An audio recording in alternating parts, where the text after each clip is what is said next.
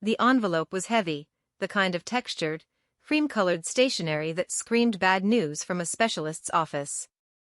I sliced it open with a silver letter opener, the sound sharp in the silence of the foyer. My eyes scanned the medical jargon, my training as a neurosurgeon translating the terrifying reality instantly.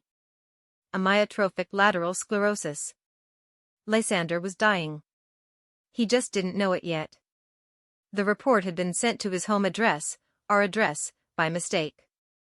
My husband, the man whose bespoke suits cost more than most people's cars, had 3, maybe 5 years left. His muscles would wither, his voice would vanish, and he would become a prisoner in his own body. A sudden pity bloomed in my chest, a rare crack in my composure. I reached for my phone to call him, to start planning the treatments, the palliative care, the heavy burden I would inevitably carry as his wife and caretaker. Ding. The sound came from the marble kitchen island. It wasn't my phone. It was Lysander's iPad, synced to the family cloud I managed. A photo had just uploaded. It was a selfie. Lysander was asleep, his mouth slightly open, looking peaceful. But he wasn't in our bed. Pressed against his shoulder, grinning at the camera with lipstick smeared on her teeth, was Lorena, his 23-year-old personal assistant. The caption read, "Finally mine. He's leaving the Ice Queen today." The pity in my chest evaporated instantly, replaced by a cold, crystalline rage. I looked at the medical report in my left hand. Then at the iPad in my right. If I stayed, I would spend the next 5 years wiping the drool from the chin of a man who was sleeping with his assistant. I would drain my energy, my career, and my youth caring for a traitor. If I left, he would be Lorena's problem. The front door clicked open. Lysander walked in. He looked handsome, vibrant, glowing with the false invincibility of a man in love. He loosened his tie, refusing to meet my eyes. "Calista," he said, his voice tight. "We need to talk." I set the medical report face down on the counter. I didn't hide the iPad. "Go ahead." He exhaled, pacing the floor. "I'm not happy. I haven't been for a long time. You're married to your hospital. You're cold. I've met someone. Someone who makes me feel alive." "Lorena," I said. It wasn't a question. He froze, then squared his shoulders. "Yes. It's Lorena. She's my soulmate, Calista. I want a divorce." He braced himself for tears. He expected screaming. He expected me to beg. Instead, I took a sip of my sparkling water. "Okay." Lysander blinked. "Okay? Just like that?" "Just like that." He looked suspicious, then relieved, then arrogant. "Look, I know this is sudden. I want this done fast. I don't want a drawn-out battle. I'll give you the house, the portfolio, the liquid assets. Everything. I just want my freedom." He thought he was buying his way out of a cage. He thought he had decades to rebuild his fortune. He had no idea he was running on borrowed time. "You're offering me $10 million in assets to sign immediately?" I asked, my voice steady. "Yes," he sneered, clearly thinking I was greedy. "I can make it back in a year. Lorena and I, we have a future. I don't need your money." I looked at him, really looked at him. I saw the slight tremor in his left hand that he was trying to hide. The first symptom. "Fine," I said, pulling a pen from my pocket. "Draw up the papers. I'll sign whatever you want."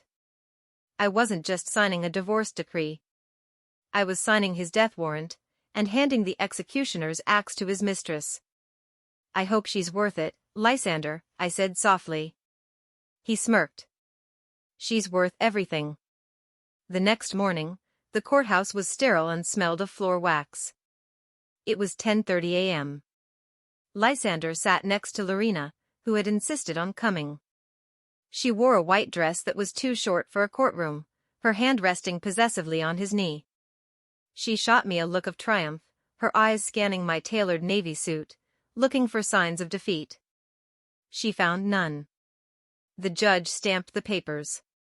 The gavel hit the wood with a dull thud. Divorce granted. The 30-day cooling-off period begins now, but the asset division is binding effective immediately. Lysander stood up, beaming. He shook his lawyer's hand. He didn't even look at me. He was free. I checked my watch. I had a board meeting at noon. I walked out to the parking lot, the sunlight hitting my face. I felt lighter. Hey. You. I turned. Lorena was clicking across the asphalt in her heels, Lysander trailing behind her like a lost puppy. I just wanted to say, Lorena smirked, crossing her arms, that I expect you to be out of the house by tonight. Lysander and I have a celebration planned. We don't want your negative energy lingering. She looked at me with pure disdain. She thought she had won the prize. She thought she had stolen the king from the queen. I let out a short, sharp laugh. What's so funny? Lorena demanded, her voice shrill. You really didn't read the settlement, did you? I looked past her to Lysander. You didn't tell her? Lysander looked uncomfortable. Lorena, honey. Tell me what? She snapped. The house, I said, my voice cutting through the humid air. And the cars. And the portfolio. They're mine. All of it. Lorena's jaw dropped. What? No. Lysander is rich. Lysander was rich, I corrected. Now, Lysander is free. That's what he paid for. Freedom. But, where are we going to live? Lorena shrieked, turning to him. You said we'd live in the manor. We'll get an apartment, Lysander said quickly, grabbing her arm. Just for a few months. I'll build the business back up. We have time, Lorena. We have all the time in the world. I watched them. The lie hung in the air, heavy and suffocating. Actually, Lysander, I said, unlocking the door to my car, which was also exclusively mine now. You might want to check your mail when you find a new address. There was a report from Dr. Eris regarding your tremor. Lysander went pale. My tremor? It's just stress. I'm sure it is, I lied smoothly. I looked at Lorena. He's all yours now. You wanted the man, you got the man. I got the empire. I slid into the driver's seat. As I pulled away, I checked the rearview mirror. Lorena was screaming at him, shoving his chest. Lysander stood there, looking at his trembling hand, fear finally starting to dawn in his eyes. I turned on the radio and drove toward the hospital. I had lives to save. Just not his. My phone buzzed against the mahogany of my desk, vibrating with the persistence of a man who refused to take no for an answer. The caller ID flashed, Prescott. Lysander's senior partner.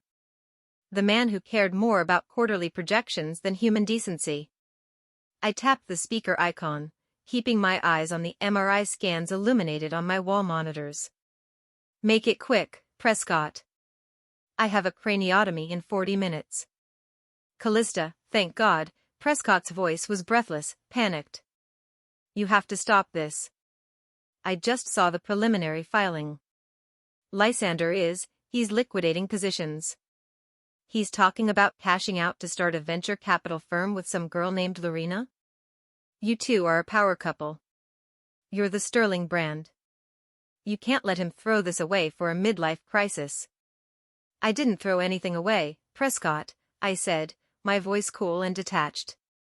Your partner decided his assistant offered a better ROI than his wife. I merely facilitated the transaction. He's making a mistake, Prescott urged. He's erratic. He's shaking, Calista. Literally shaking. I saw him drop a pen in the boardroom. He needs you. I froze. The tremor. He doesn't need a wife, Prescott, I said, reaching for the disconnect button. He needs a neurologist. But that's Lorena's department now. I hung up before he could respond. That evening, I stood over the deep basin of my farmhouse sink. The kitchen was silent, save for the hum of the sub-zero fridge. In my hand, I held the single sheet of paper that sealed Lysander's fate. The confirmation of the genetic marker. The diagnosis. Amyotrophic lateral sclerosis. If I gave this to him, the divorce would stall. His parents would guilt me into staying. I would be trapped in the role of the tragic, nursing saint, wiping the brow of the man who cheated on me while I worked 80-hour weeks. I flicked a gold lighter.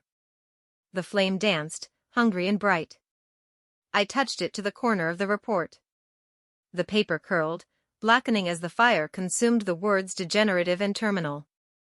I watched until the fire reached my fingertips, then dropped the burning scrap into the steel sink, turning on the tap to wash the ash away. He wanted a new life? He could have it. Brief as it would be. Buzz. A text from Lysander. Mother expects us for dinner. 7 p.m. Don't be late. We need to maintain appearances until the cooling-off period is over. Do not make a scene. The audacity was almost impressive. He wanted the divorce, the assets, the mistress, and the social standing of a devoted husband, all at once.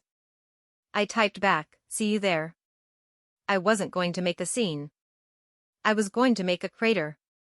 I dressed in crimson. A fitted sheath dress that looked like blood and power.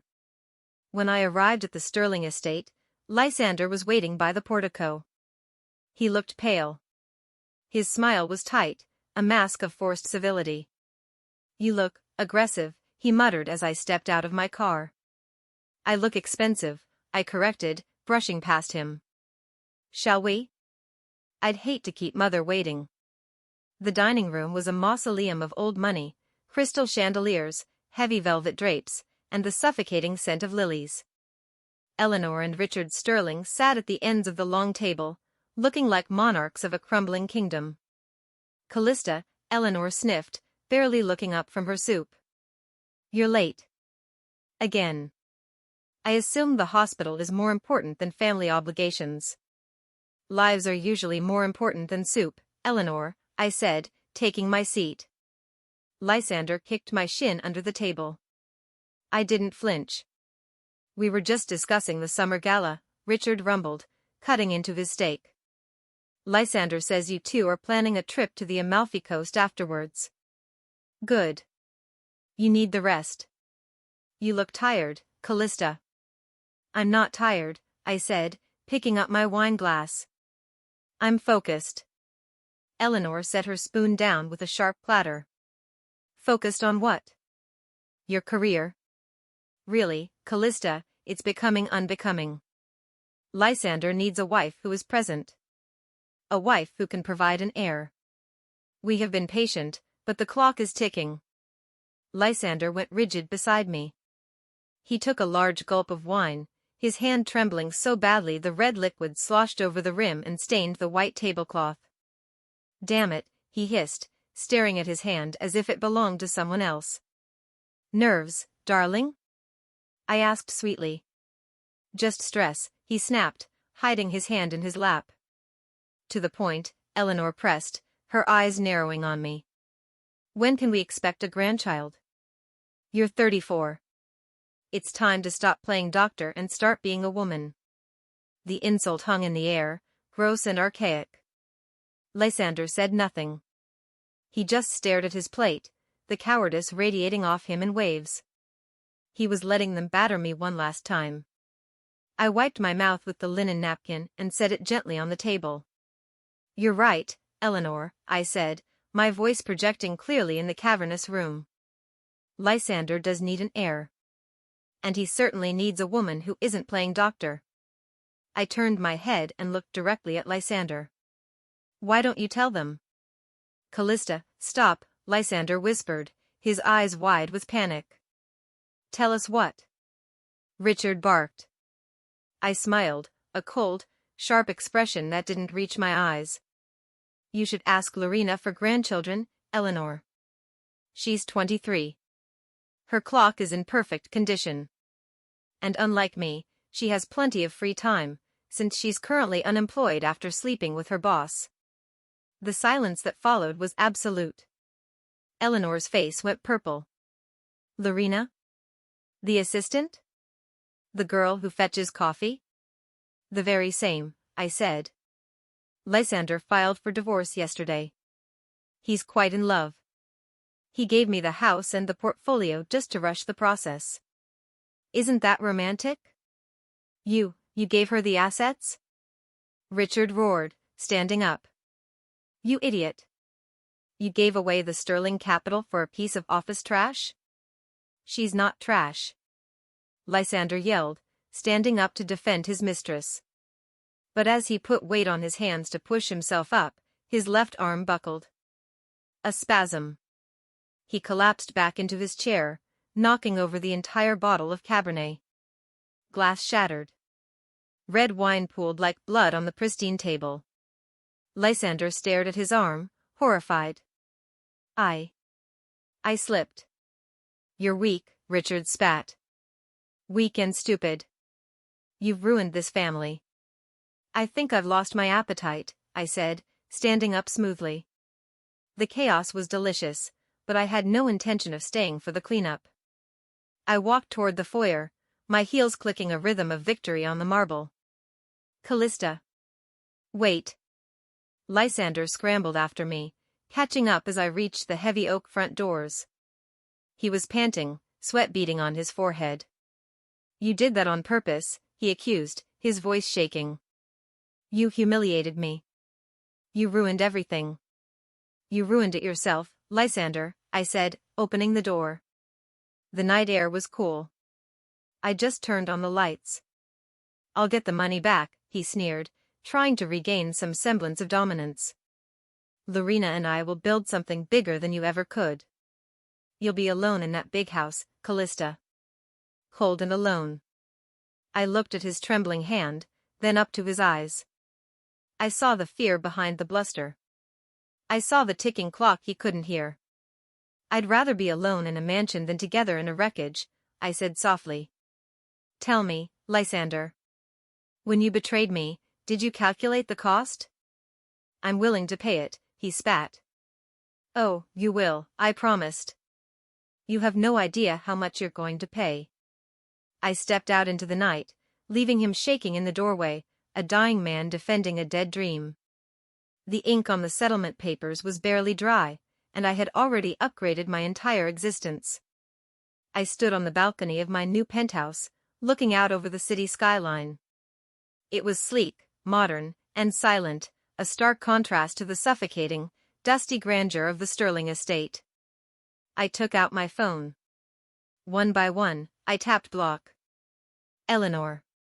Richard. Even the house staff who had looked at me with pity.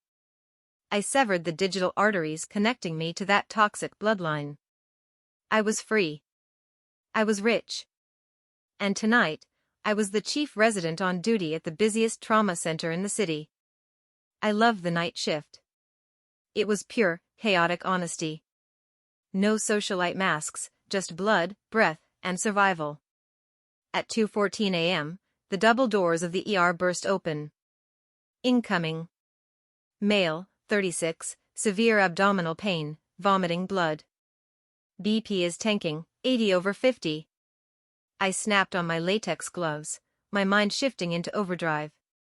Get him to Bay 1. Start 2 large bore IVs. Type and cross for 4 units.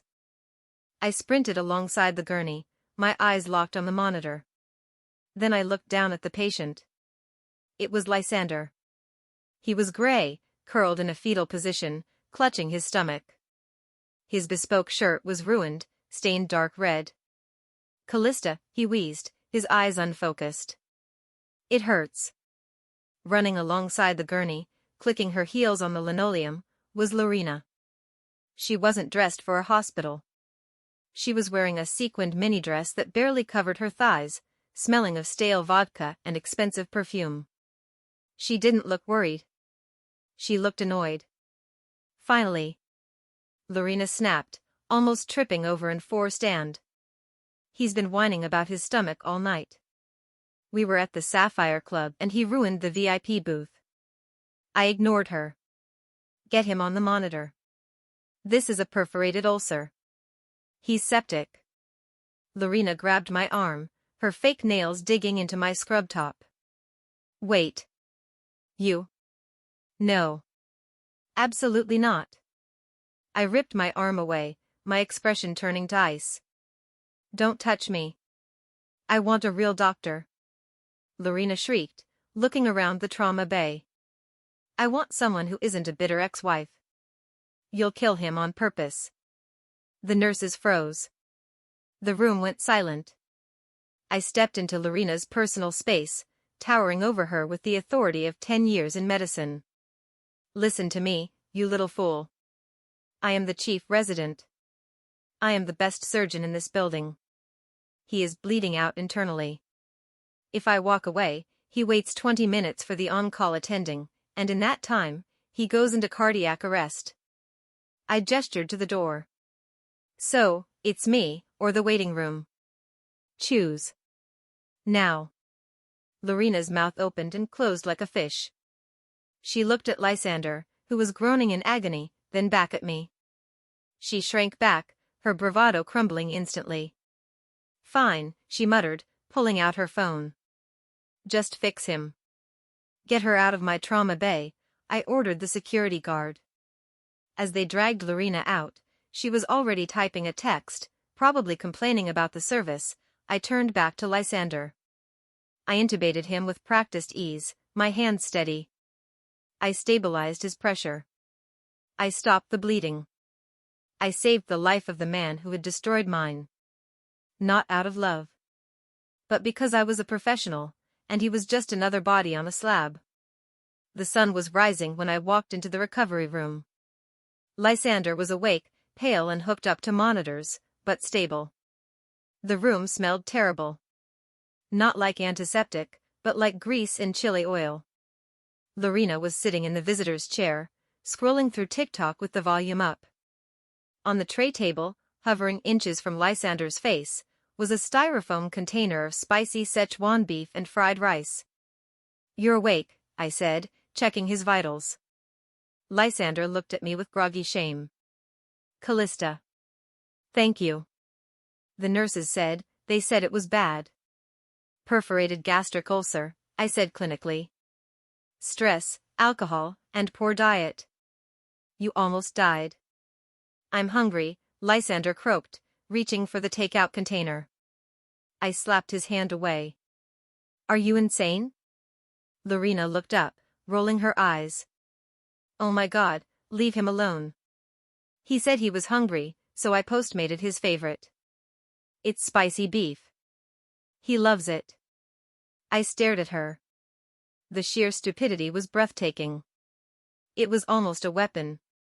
He has a hole in his stomach, Lorena, I said, my voice dripping with disdain. If he eats that grease, he will re-rupture his sutures and die before you can finish your TikTok video. He is NPO. Nothing by mouth. Ice chips only. I grabbed the takeout container and dropped it into the biohazard bin. Hey. That cost $40. Lorena stood up, stomping her foot. And his funeral will cost $10,000, I countered. Take your pick. Lorena's face crumpled. Her bottom lip wobbled. The tears started instantly, big, crocodile tears meant to garner sympathy. You're just being mean, she sobbed, turning to the bed. Lysander, tell her to stop bullying me. I was just trying to be a good girlfriend. I stayed up all night in that uncomfortable chair. She threw herself onto his chest, right on top of his incision. Lysander winced in pain, his monitor beeping as his heart rate spiked. But instead of pushing her off, instead of correcting her dangerous incompetence, his old instinct kicked in. He stroked her hair with his trembling hand. Shoo, shoo, Lysander whispered, his voice raspy. Don't cry, baby.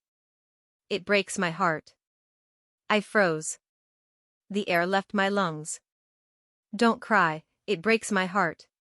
He had said those exact words to me 5 years ago, when I lost my first patient. He had said them on our wedding day when I cried during the vows.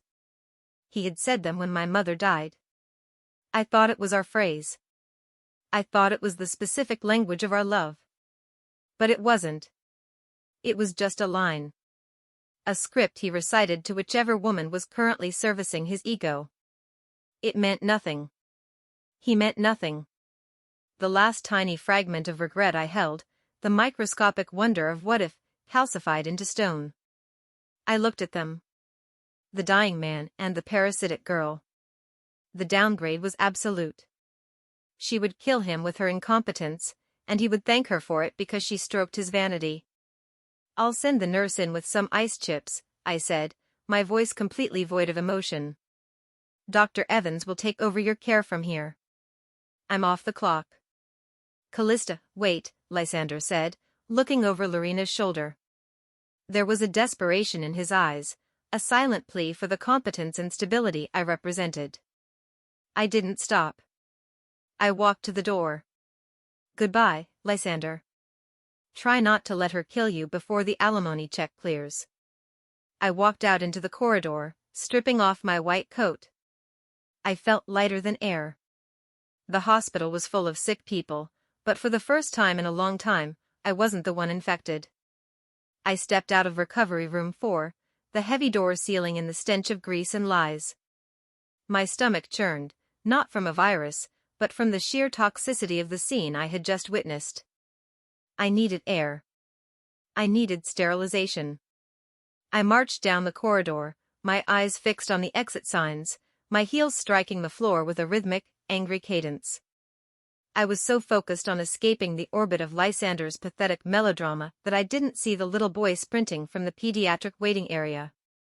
He slammed into my legs with the force of a cannonball. Whoa!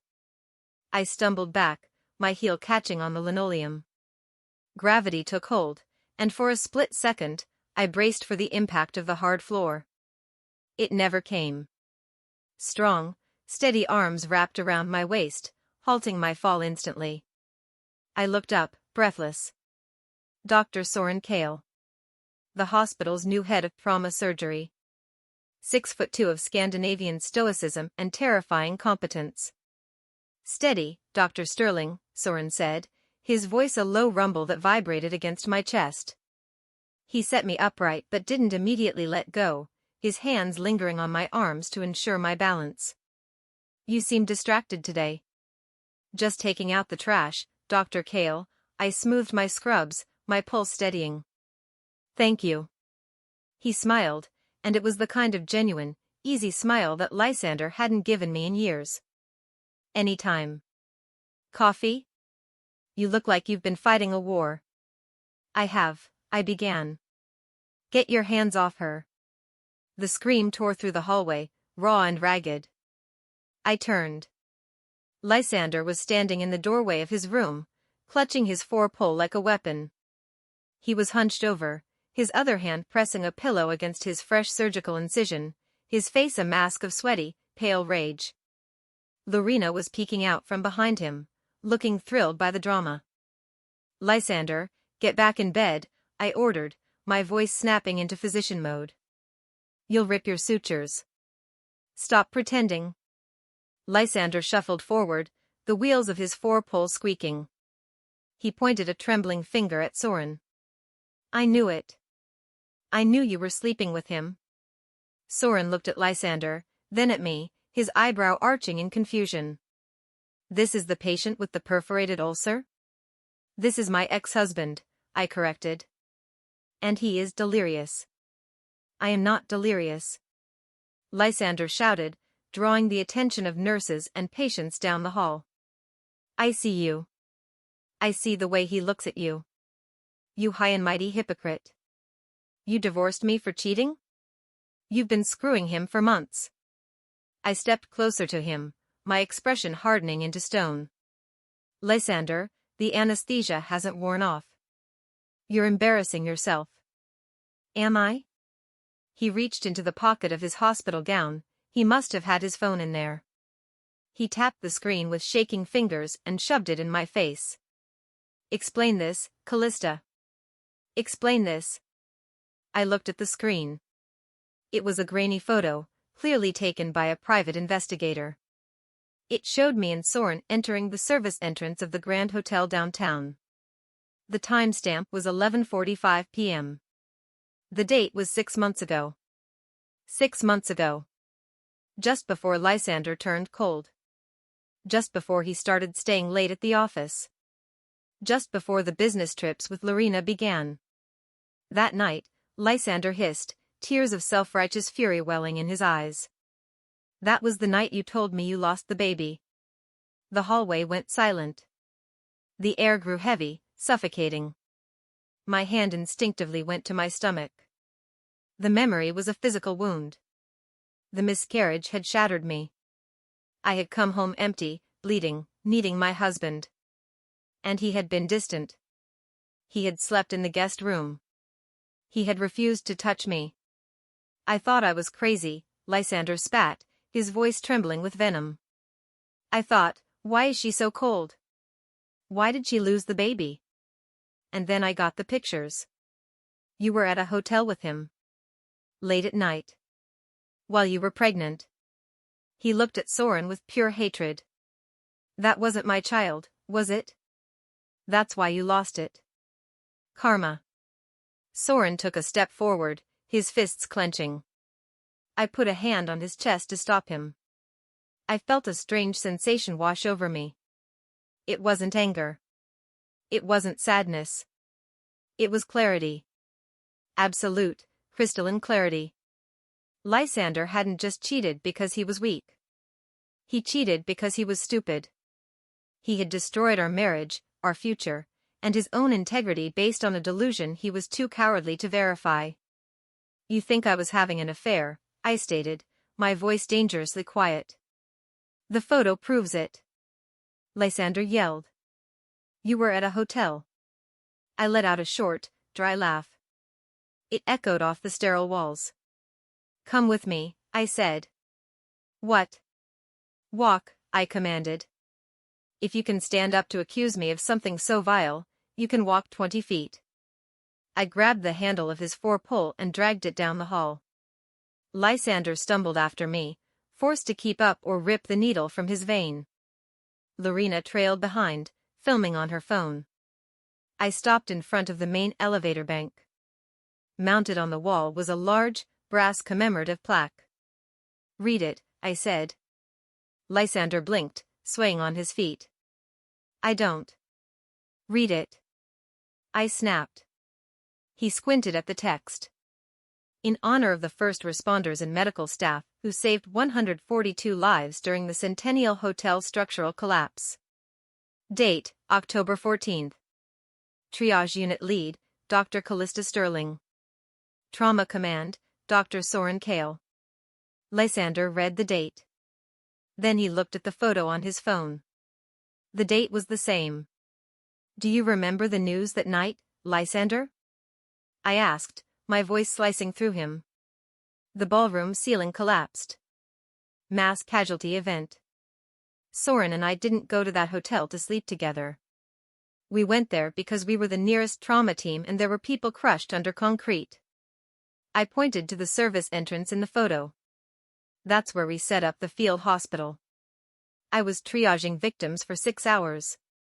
I was covered in blood, Lysander. Dust and blood. I took a step closer to him, watching the color drain from his face. The stress of that night, the physical exertion of trying to pull a waiter out from under a beam. My voice cracked, just once, before I welded it back together. That is why I miscarried the next morning. I lost our child because I was trying to save strangers. Lysander dropped his phone. It hit the floor with a crack. No, he whispered. No, I hired a PI. He said. He said we entered a hotel. I cut him off. And you, with your fragile ego and your rot-infested mind, you filled in the blanks. You decided I was a whore because you couldn't comprehend a woman doing something heroic. Calista, he choked out. He reached for me, his hand shaking violently. The tremor was worse now, exacerbated by the shock. I didn't know. I thought, that's why I went to Lorena. I was hurt. I wanted to hurt you back. You based your entire revenge affair on a lie, I said, looking down at him. You threw away a 10-year marriage, you destroyed our family, you humiliated me publicly, because you were too lazy to ask me where I was. Lorena, realizing the tide had turned, tried to intervene. Well, she still shouldn't have been working that hard if she was pregnant. It's still her fault. Soren stepped in then. He towered over Lysander, radiating the kind of natural, masculine authority that Lysander could only dream of buying. She is the finest physician in this city, Soren said, his voice cold steel. And she is twice the human being you will ever be. If you ever speak to her again, I will have security remove you from this facility permanently. Lysander looked at Soren. He saw the strength, the health, the respect. Then he looked at Lorena, who was chewing gum and checking her makeup in her front camera. The upgrade and the downgrade. It was staring him in the face. He looked back at me, tears streaming down his face. Calista. I'm so sorry. I didn't know. Please, you have to forgive me. I was grieving. You weren't grieving, I said, backing away, moving to stand beside Soren. You were looking for an excuse to be the victim. You wanted to be the hero of your own tragedy. I checked my watch. I have rounds to finish. And you have a recovery to fake. Calista, he screamed as I turned my back. I still love you. It was all a mistake. I paused and looked over my shoulder. No, Lysander. The mistake was mine. I married a man who didn't trust me. I fixed that mistake in court last week. I nodded to Soren. Shall we, Dr. Kale? After you, Dr. Sterling. We walked away, side by side, a unified front of competence and power. Behind us, the sounds of Lysander sobbing echoed in the hallway, a pathetic, broken sound that elicited nothing from me but a profound sense of relief. He was drowning in the wreckage he had created. And for the first time in my life, I wasn't going to dive in to save him. 2 weeks after Lysander was discharged, he ambushed me. I was walking down the limestone steps of the civil courthouse, checking my emails after testifying in a malpractice suit. The afternoon sun was bright, but the man waiting at the bottom of the stairs looked like a shadow. Lysander leaned against a pillar, looking thinner. His suit hung slightly loose on his frame, the first visible sign of the muscle wasting that was silently eating him alive. He held a coffee cup with both hands to hide the tremor. Calista, he called out. His voice lacked its old boom. It was reedy. Desperate. I stopped 3 steps above him, maintaining the high ground. I have 5 minutes, Lysander. If this is about the settlement, speak to my lawyers. If it's about your health, speak to your new doctors. It's neither, he said, looking at his shoes. I wanted to ask for that tea recipe. The ginger and turmeric blend you used to make when my stomach flared up. I stared at him. The absurdity was almost laughable. The man who had thrown me away like yesterday's trash was waylaying me in public for a beverage recipe. Google it, I said, stepping past him. I tried. He hurried to keep pace with me, a sheen of sweat already forming on his brow. Nothing tastes the same. Lorena, she tries, but she burns the ginger, or she puts in too much honey. My stomach is in knots, Calista. Please. Just write it down. I stopped and looked at him. Lorena tries? I repeated, a dry smile touching my lips. The woman you claimed was your soulmate can't boil water correctly? Lysander flinched. She's not domestic like you. She has other talents. I'm sure she does, I said, my voice dripping with ice. But apparently, caretaking isn't one of them. I pulled a notepad from my purse, scribbled the ratios of turmeric to ginger, and ripped the page out. I handed it to him. Here. Not that it matters. You need a caretaker, Lysander, not a playmate. But you made your choice. I left him standing on the sidewalk, clutching the piece of paper like it was a holy relic. He looked pathetic. But pity was a luxury I could no longer afford. Saturday. The relentless grind of the hospital had eased, and I decided to treat myself. I headed to Van Cleef and Arpels. I needed a gift for a colleague. Dr. Kale had covered my shifts during the divorce proceedings, and a vintage watch seemed like appropriate compensation. The boutique was quiet, smelling of white tea and money. The security guard nodded as I entered. I moved toward the men's section, but a high-pitched, grating laugh from the engagement counter made me freeze. Lorena. She was draped over a glass display case, pointing a manicured finger at a tray of diamonds. Lysander stood beside her. He looked pale under the harsh jewelry store lighting, his hand resting heavily on the counter for support. I want something big, Lorena whined. The one you looked at last week was tiny. If we're getting married, people need to know I'm the upgrade. I should have walked away. But the opportunity was too perfect. I walked up behind them, my heels clicking sharply on the marble floor. If you have to buy a rock the size of a skating rink to prove you're happy, I said smoothly, then you probably aren't. Lysander spun around, nearly losing his balance. Lorena's eyes narrowed into slits. You. Lorena sneered, straightening up. She looked me up and down, taking in my tailored blazer and the heavy gold bracelet on my wrist, one I had bought with the liquidity from Lysander's cashed-out portfolio. Stalking us? Jealous much? Hardly, I said, leaning against the counter next to them. I'm here to buy a Patek Philippe. For a man who actually knows what time it is. Lysander's jaw tightened. Calista, leave us alone. I'm just browsing, Lysander. I looked down at the tray of rings they were inspecting. They were modest. Respectable, but modest. Lysander was being frugal. He knew, deep down, that his bank account was bleeding. He knew he needed cash for the treatments that were coming. Lorena saw my gaze and bristled. We're picking out the perfect ring. Since you have such expensive taste, why don't you tell us which one you think is worthy? Not that your opinion matters. She was baiting me.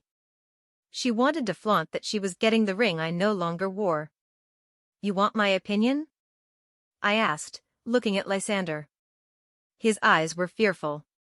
He knew what I was capable of. Yes, Lorena challenged. Show us what the great Calista Sterling would pick.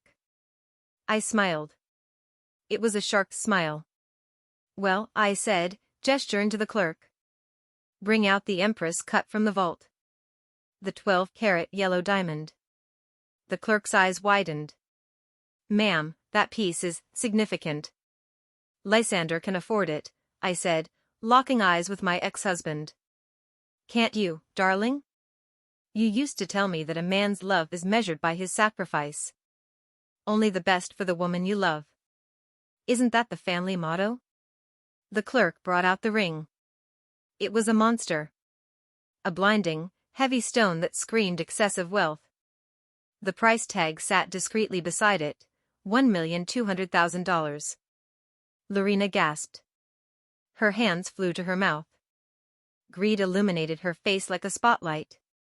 Oh my God, she breathed. Lysander. Look at it. Lysander went gray. He stared at the price tag. He did the math. I knew exactly what was in his accounts. He had kept the business assets, but liquid cash? After the divorce settlement, this ring would drain him dry.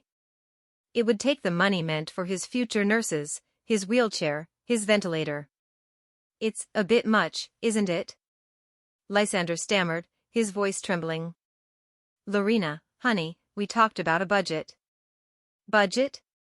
I interrupted, laughing softly. Since when does Lysander Sterling have a budget? Unless you're in trouble? Unless you're not the man you used to be? I turned to Lorena. See? He's already cutting corners. The downgrade isn't just you, Lorena. It's his wallet, too. Lorena's face twisted. She looked at Lysander with sudden suspicion and disgust. You said money wasn't an issue. Are you broke? Is she right? I am not broke. Lysander snapped, his ego flaring up, overriding his survival instinct. The trap shut tight. He looked at me, hate burning in his eyes. He wanted to prove me wrong. He wanted to show me that he was still the king, and I was just the bitter ex-wife. Wrap it up, Lysander told the clerk, his voice shaking.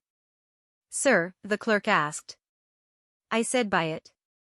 Lysander slammed his credit card onto the glass. Lorena squealed, snatching the ring and jamming it onto her finger. It looked gaudy and ridiculous on her hand.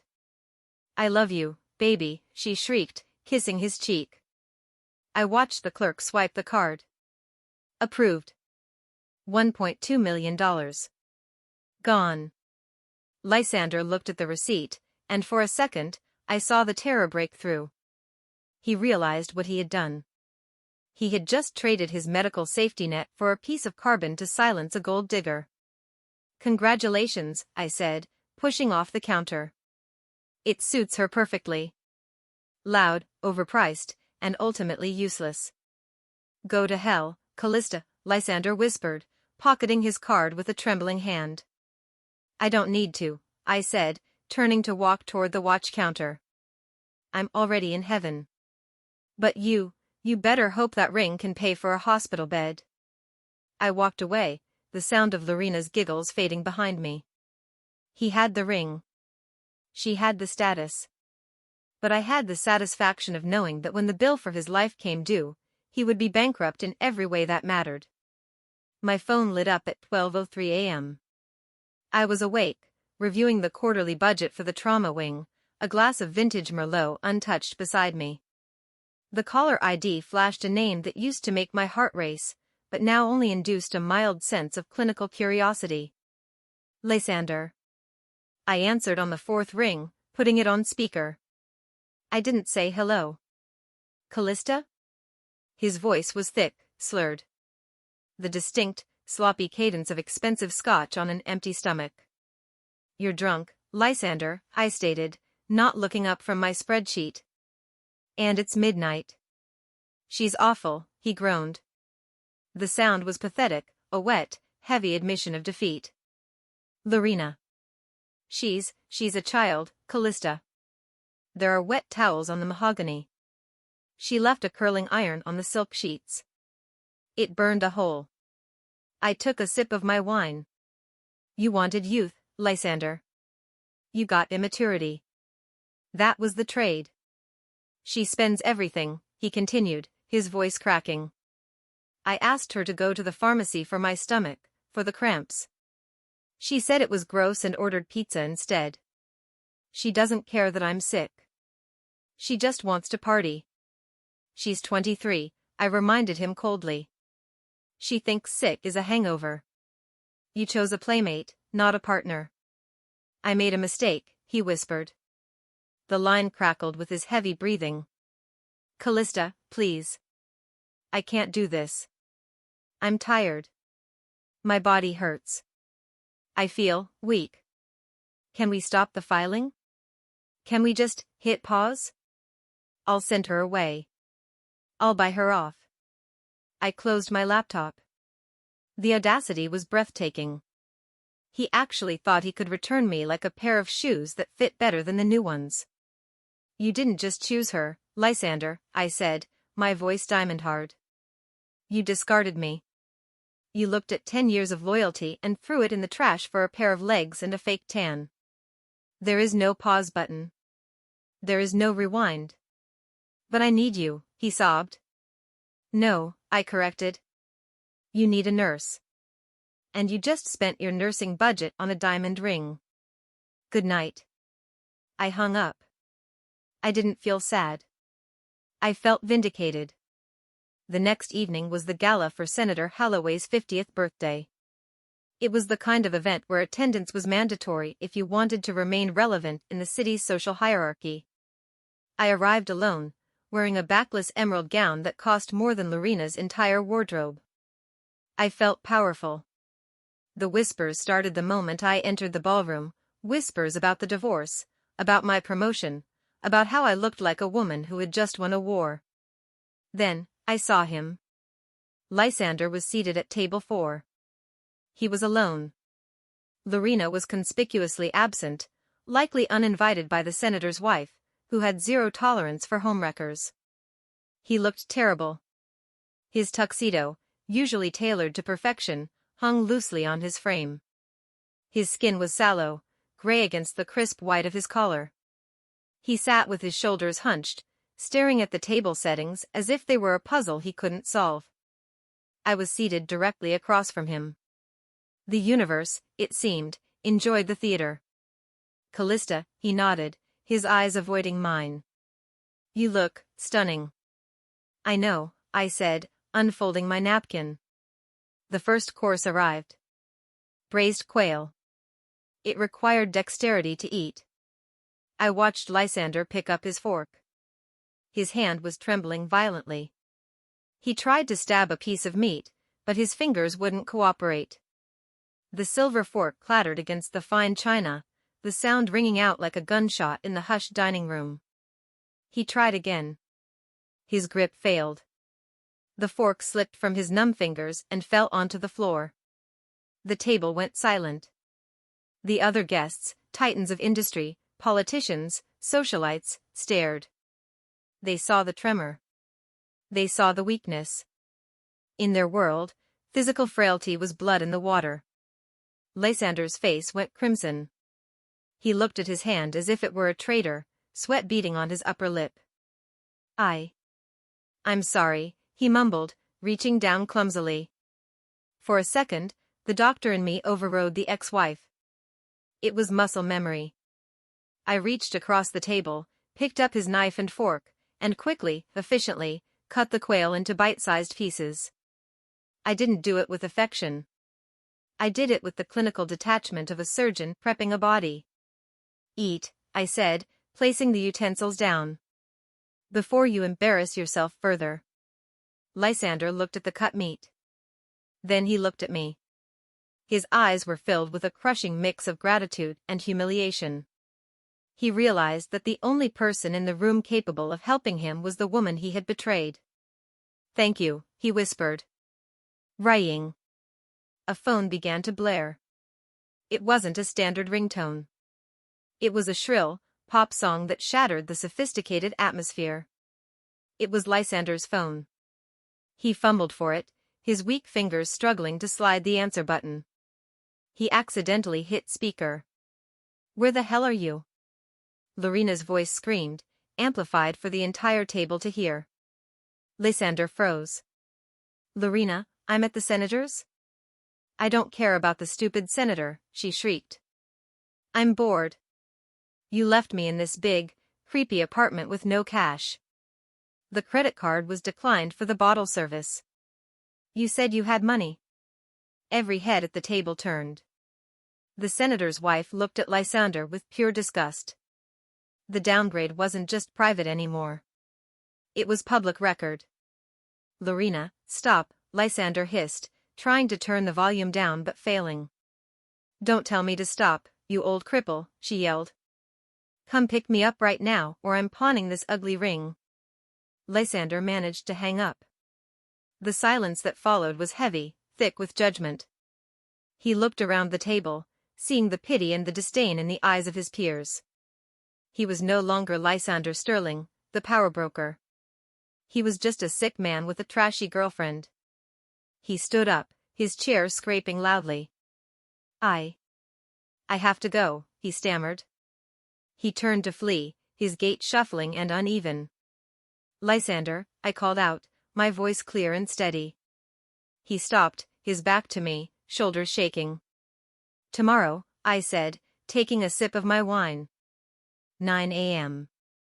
The lawyer's office. Sign the papers. He didn't turn around. He just nodded, a broken motion, and limped out of the ballroom. I watched him go. I picked up my fork and took a bite of the quail. It was perfectly cooked. So, the senator's wife said, turning to me with a newfound respect. Tell us about the new trauma wing, Dr. Sterling. I'd be delighted, I smiled. I was the upgrade. And the world finally knew it. I checked my Rolex. It was 9 a.m. on the dot. The notary's office was quiet, smelling of stale coffee and legal-sized paper. I sat with my spine straight, my hands folded atop the sleek leather portfolio containing the final decrees. I was ready. I had been ready since the moment the photo of Lorena hit my cloud. At 9:14 a.m., the door creaked open. Lysander didn't walk in, he shuffled. In the harsh fluorescent light of the office, he looked like a ghost of the man I had married. His skin was translucent, stretching tight over his cheekbones. His suit, once a symbol of his virility, now engulfed him. He looked like a child playing dress-up in his father's clothes. He avoided my gaze, collapsing into the chair beside me. I smelled the distinct, medicinal scent of muscle rub beneath his expensive cologne. You're late, I said, my voice void of any warmth. Traffic, he rasped. His voice was weaker than it had been at the party. The vocal cords were beginning to atrophy. The clerk, a brisk woman with no patience for drama, adjusted her glasses. Mr. Sterling, Mrs. Sterling. We are here to finalize the dissolution of marriage. I need identification from both of you. I slid my driver's license across the desk instantly. Lysander reached for his wallet. His right hand shook violently as he tried to pull it from his inner jacket pocket. He managed to get the leather billfold onto the table, but that was where his luck ended. He tried to pinch the edge of his ID card to slide it out of the plastic window. His fingers locked. A spasm curled his hand into a useless claw. He gritted his teeth, sweat beading on his forehead, trying to force his own body to obey. He couldn't do it. The simple act of retrieving a plastic card had become an impossible mountain.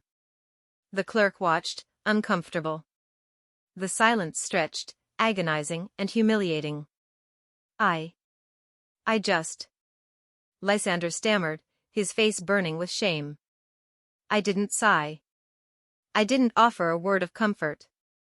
I simply reached over. I avoided touching his skin. I had no desire to feel the tremor that was ruining him.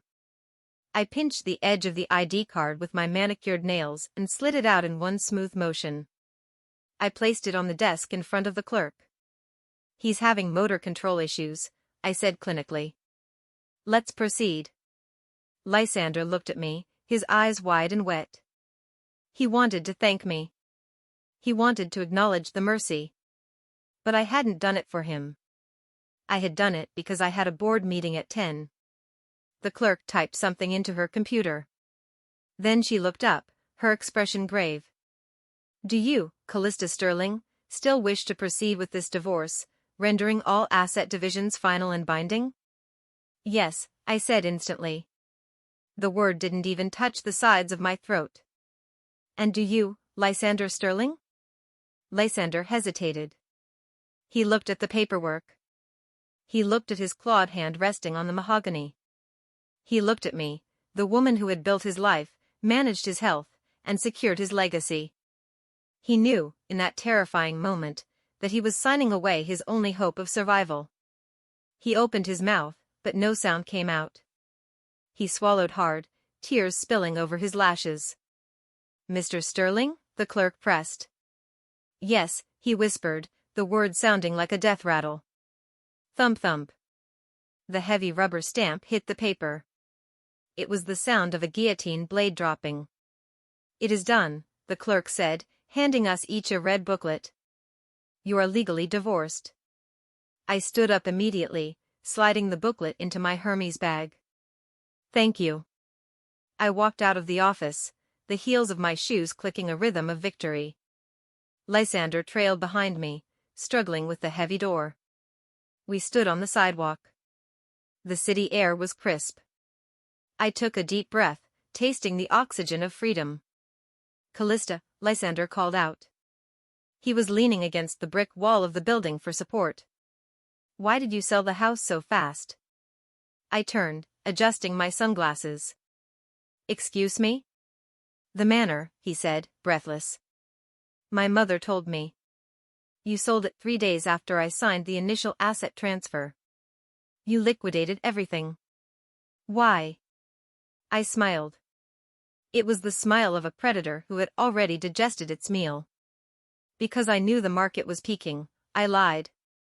Then I leaned in closer, lowering my voice. And because I knew Lorena. What do you mean? Lorena has $60,000 in credit card debt, Lysander. Did she tell you that? His face went slack. What? She needed a rich husband to bail her out, I explained calmly. I knew that if I took the house and the portfolio, you would only have your liquid cash reserves left. About 2 million, right? He nodded slowly, fear dawning in his eyes. And then, I continued, I goaded you into buying that ring. The Empress cut. 1.2 million. Plus the wedding planning deposits she's already put on your card, plus the new car she demanded. I checked his mental math. I watched the realization hit him like a physical blow. You have nothing left, Lysander, I said softly. You have no house. You have no portfolio. And you spent your medical safety net on a diamond for a girl who is going to leave you the moment the first care home bill arrives. You. He gasped, clutching his chest. You set me up. You knew I was sick, and you bankrupted me. I didn't bankrupt you, I corrected. I just let you buy what you wanted. You wanted to be the big man with the trophy wife. Now you've got the trophy. I hope you can eat it, because you certainly can't afford a feeding tube. A horn honked aggressively from the curb. A bright red convertible screeched to a halt. Lorena was behind the wheel, wearing oversized sunglasses and chewing gum. She didn't get out to help him. Hurry up, babe, she shouted over the engine. We have a brunch reservation. And did the alimony check clear? My card got declined at Sephora again. Lysander looked at her. Then he looked at me. He saw the upgrade, a woman of power, intelligence, and ruthless competence. He saw the downgrade, a screeching parasite waiting to pick his bones clean. Go on, I said, opening the door to my matte black SUV. She's waiting. Don't keep your soulmate on hold. Calista, please, he started, reaching out with his shaking hand. I slammed the car door, sealing myself inside the quiet luxury of my own success. I started the engine. As I pulled away into traffic, I checked the rearview mirror one last time. Lysander was struggling to open the door of the convertible, his legs buckling. Lorena was yelling at him to be careful with the paint. I turned on the radio and drove forward, never looking back. The infection was gone. I was finally, completely cured. 3 months. That's all it took for the scales of justice to balance perfectly. I stood in front of the floor-to-ceiling mirror in the hotel suite, adjusting the straps of my gold lame gown. It fit like liquid metal.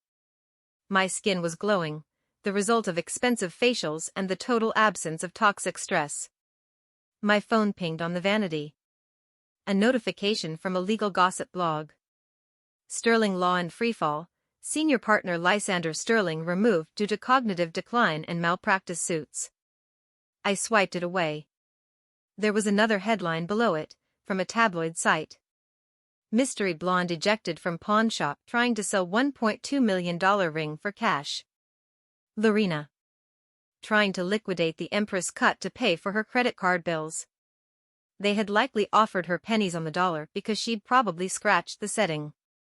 The downgrade was complete. My career, however, had gone supernova. I picked up my clutch and walked out the door. Tonight, I wasn't just Dr. Sterling. I was the National Physician of the Year. The ballroom was a sea of black ties and designer silk. Camera flashes popped like strobe lights as I took the stage. The applause was deafening. I accepted the heavy crystal trophy, the weight of it satisfying in my hands. I looked out at the crowd, hundreds of the city's elite, all cheering for me. Then, I saw a ghost. Standing in the shadows of the back exit, leaning heavily on a cane, was a man who looked like a caricature of my ex-husband. Lysander. He was skeletal. His suit hung off him in tragic folds. His right arm was strapped to his chest in a sling, completely useless. His face, once handsome and arrogant, was slack on one side. He wasn't clapping. He was staring at me with a hunger that had nothing to do with desire and everything to do with regret. I finished my speech with a smile. Success is about cutting out the rot so the healthy tissue can thrive. The crowd roared. I walked off stage, handing the trophy to an assistant, and headed straight for the terrace. I knew he would follow. The night air was cool, scented with jasmine. I stood by the stone railing, looking out at the city lights. The sound of dragging feet scuffed against the pavement behind me. Scuff. Tap. Scuff. Tap. The rhythm of a man running out of time. Calista.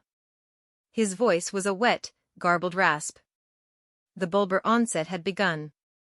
His speech was failing. I turned slowly. Up close, he looked even worse. His eyes were sunken, rimmed with red. He looked 80 years old. He was 36. "Hello, Lysander," I said, my voice steady. "I heard about the firm. My condolences." "They forced me out," he wheezed, saliva gathering at the corner of his mouth. He couldn't wipe it away because his hands wouldn't work. I couldn't hold the pen to sign the motions. I dropped files in court. "That tends to happen," I said clinically. He took a step closer, swaying dangerously. "It's not just stress, Calista. I went to the specialist. The one you told me about."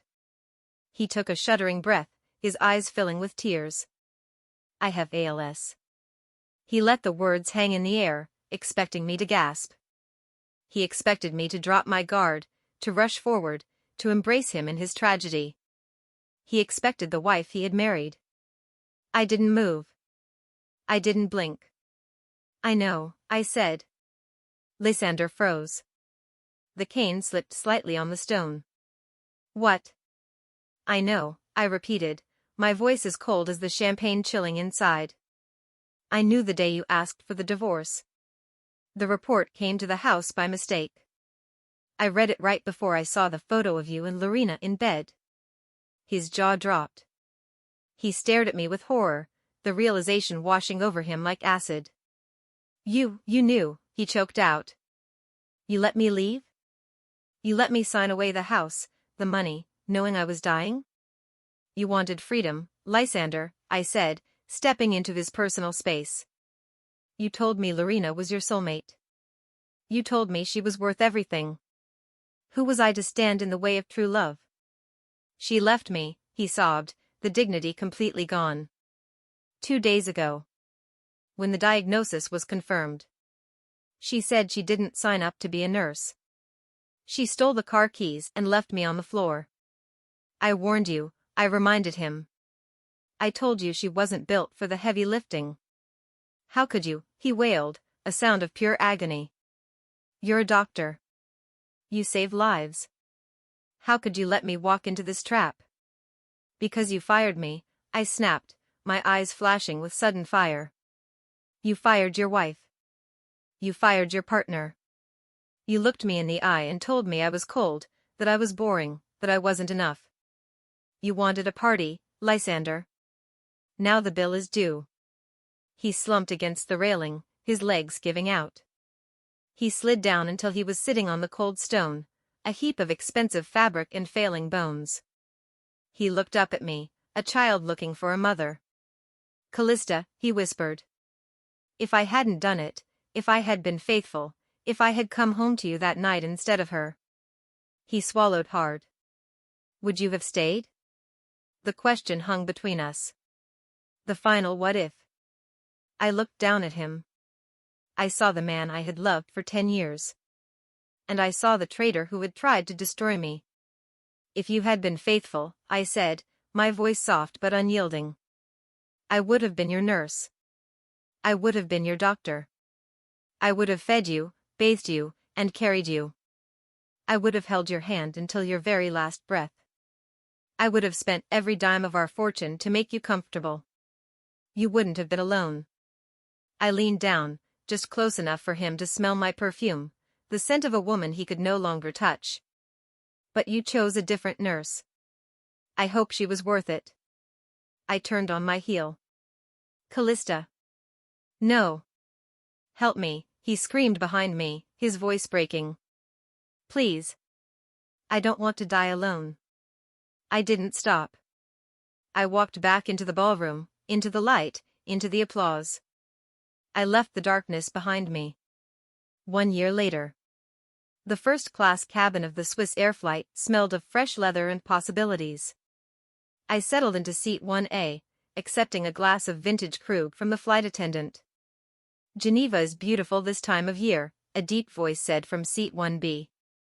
I turned.